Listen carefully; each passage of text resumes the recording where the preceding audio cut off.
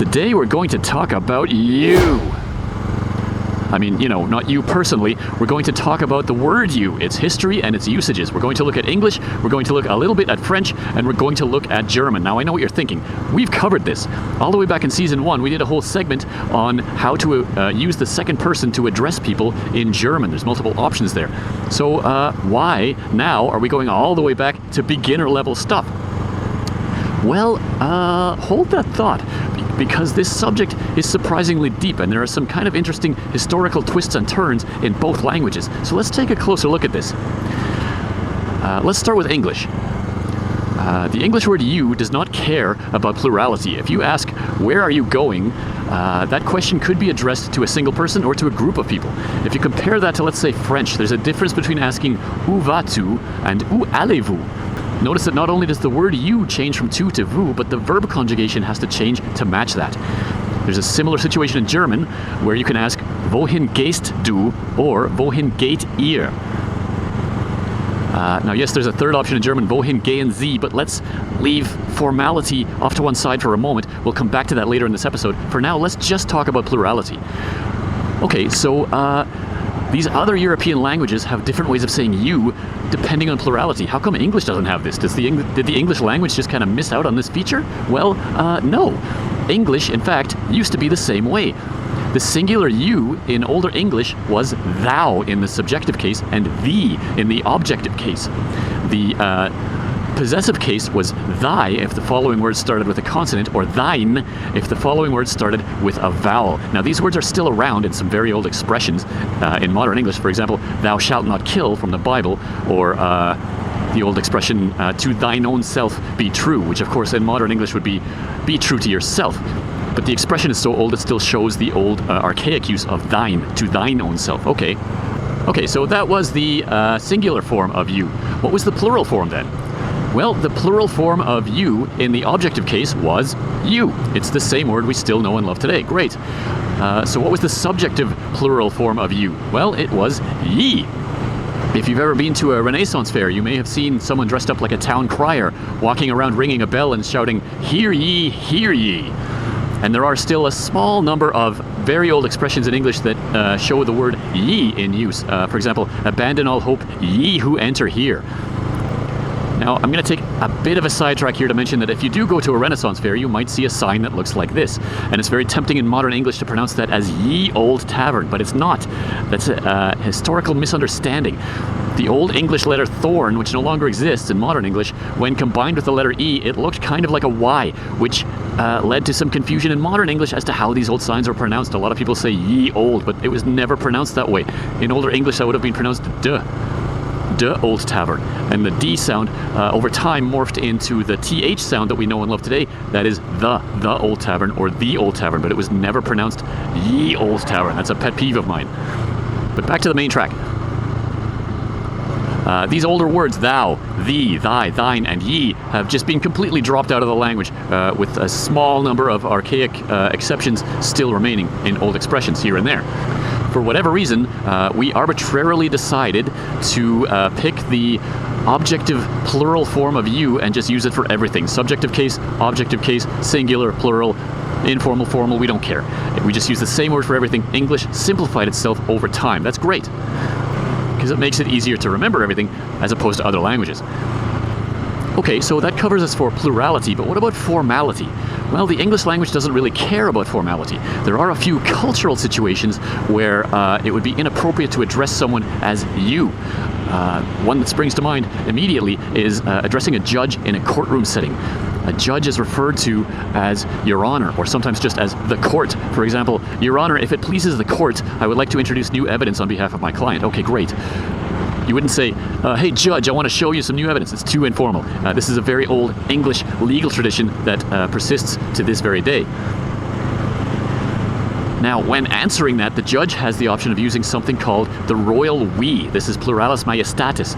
The most famous example in English of Pluralis Majestatis it's apocryphal, but allegedly Queen Victoria, in response to someone telling her a bad joke, she just looked at him coldly and said, "We are not amused." What she meant is, I am not amused, but because she's royalty, she speaks for the people, and therefore She uses the royal we, Pluralis Majestatis. We are not amused. A judge in a courtroom setting can do something very similar and say something like, the court will take this evidence into consideration, instead of saying, I will take this evidence into consideration. Now, Pluralis Majestatis is pretty rare in modern English, and it can come across as very off-putting and arrogant if you try to use it, but you'll still hear it every now and then. We'll talk about some of the cousins of Pluralis Majestatis later in this episode. And while we're on the subject of royalty, there's another example in English where you probably wouldn't address someone as you. If you're addressing someone with a very high position, you probably use a title such as Your Highness, or Your Grace, or Your Majesty. These exist in German as Euer Hoheit, Euer Gnaden, Euer Majestät. I was in the wrong gear there, that's okay. Now let's go all the way to the other end of the formality spectrum if you want to speak very informally in English. In English there's something, or there used to be something called being on a first name basis with someone. This is kind of being phased out of the language, for better or worse. But back in the day, when you introduced yourself to someone new, you would shake hands and you would use your full name. Hello, my name is John Smith. And then the other person would be expected to use your title, or just Mr. if you didn't have a title, along with your last name. Hello, Mr. Smith, nice to meet you. And whenever you were talking with each other, you would address each other as Mr. with their last name. And then after a while, once you got to know that person, one of you would ask, hey, is it okay if I call you John? And if the other person's okay with that, they'd say, yeah, sure. And then congratulations, you're now on a first name basis with someone, meaning you can dispense with the title and the last names, and you can just call each other John. There's something very similar in other languages like French and German. For example, in French, tu is not only the singular form, it's also the informal form. And vous is not only the plural form, but it's also the formal form, which can be either singular or plural. Something very similar happens in German with du versus sie, but it wasn't always the case.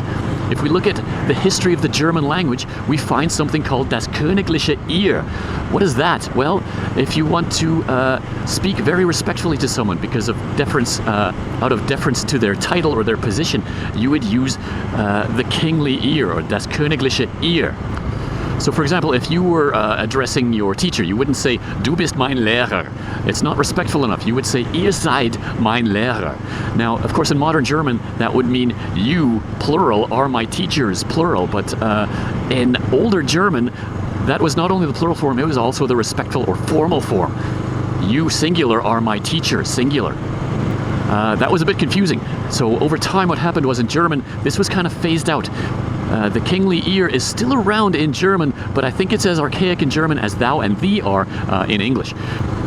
So in modern German, you would address someone respectfully as sie and not ihr. Ihr is the informal plural form now. Now, of course, sie is confusing because it's also the third person plural, they. But we've been over that in previous episodes, so let's not dredge that up again. Now let's go back to English for a second, because there are other options for addressing someone as you informally. There are regional variations of this. These are all kind of slangy, but they work in English depending on where you are. For example, across most of North America, you guys is a perfectly acceptable plural form. If you want to be explicit that you're speaking in the plural, you could say, hey, you guys, take a look at this. Of course, you could just say, hey, you, take a look at this, but now it's not clear whether you're singling someone out in the crowd or whether you're talking to the crowd as a whole. You guys resolves that ambiguity, and in certain places like Brooklyn, you can abbreviate you guys to just use. Hey, yous, take a look at this. I can't do the accent, but you get the idea. Now, in the southern US, there are additional options, namely the word y'all.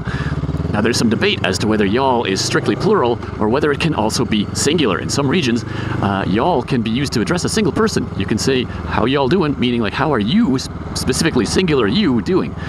And the plural form would be all y'all, which seems kind of redundant because y'all is already short for you all, so all y'all would literally be all you all. But, okay, whatever. It's slang. Slang doesn't have to follow any rules or make any sense. It's just, it is what it is.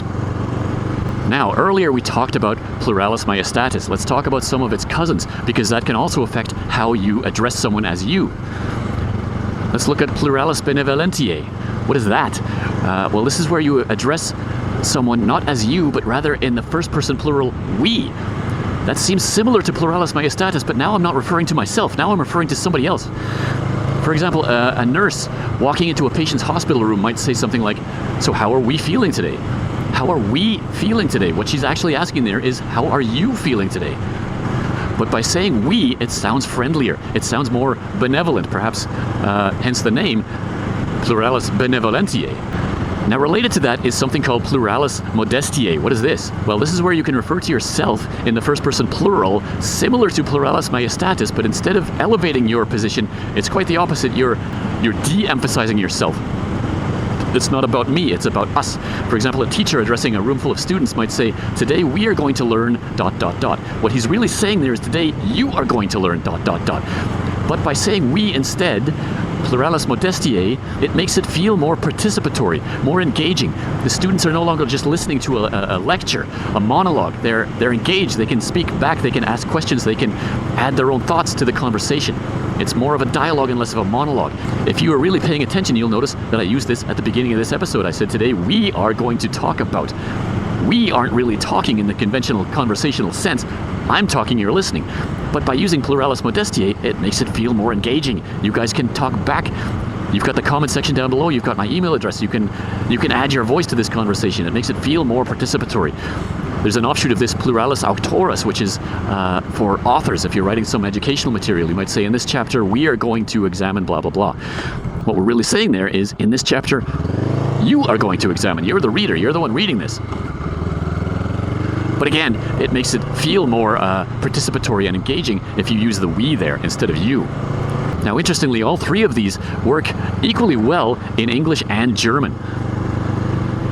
And there are some other cultural, not specifically linguistic conventions, but more cultural conventions in both languages where it's a little bit less direct. It softens something if you say we instead of you, speaking directly to someone. It just feels a little bit too direct.